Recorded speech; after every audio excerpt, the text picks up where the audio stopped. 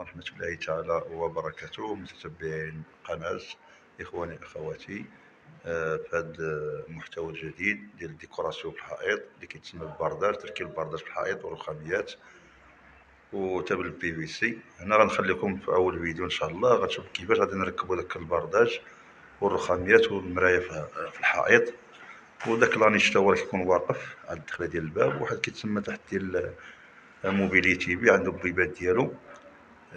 هادشي اللي غادي تشوفوا معنا، وبقاو معنا حتى لاخر الفيديو باش تشوفوا كيفاش كيتمونطا داكشي حتى الاخر.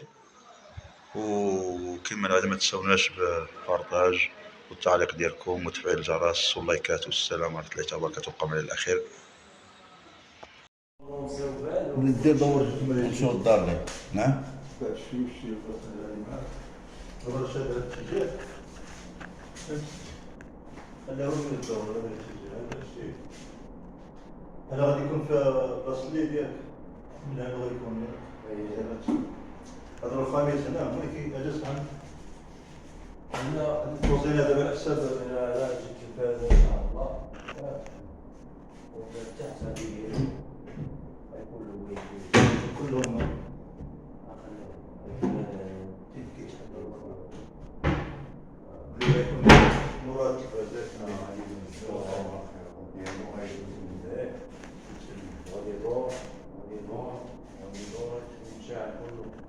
واحد الديكور زوين مع البرداج هذا هم اللي الطاجيرات كاع في الخارجي بقى لينا نخدموا ان شاء الله. هذا اسمه البرداج تاعي كلها غادي نديرو ان شاء الله. هاد المرايات اللي كتجي حتى هي هاد المرايات تكون سيباري تنديرو لها واحد الجوبه ديالها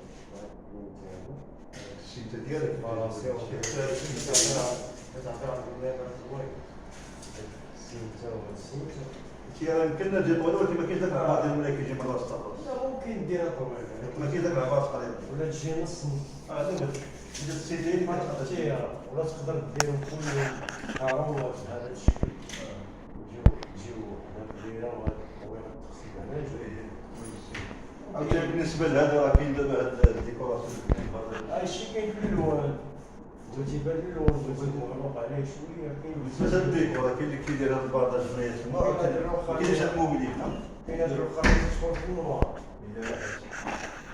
تكون في النوار والضوء على حسب الرماج ديال الخامه كل رماج. كاين حتى اللي كيدير مرايه ليه وكيدير مرايه عاوتاني على حسب الديكور ديالو على حسب باش يعرفوا الناس ان الديكور كتلعب به كيما بغيتي. هذا الشيء اللي تيسمى ديرو عاوتاني ما تلغي هذا وديرو تما وتخليه الموبيل على اختيار الزبون عاوتاني كله واش سميتي صافي. هادشي المهم حتى الديكور كيما قلت لك كاين الوان فيه بزاف الالوانيه فيه بزاف ديال هادشي مازال باقي فيكم هذاك حسب المتطلبات ديال الزبون. صافي هادشي اللي كاين هادشي اللي كاين. الله يجيب لي فيها. واش شي حاجه لا مرحبا.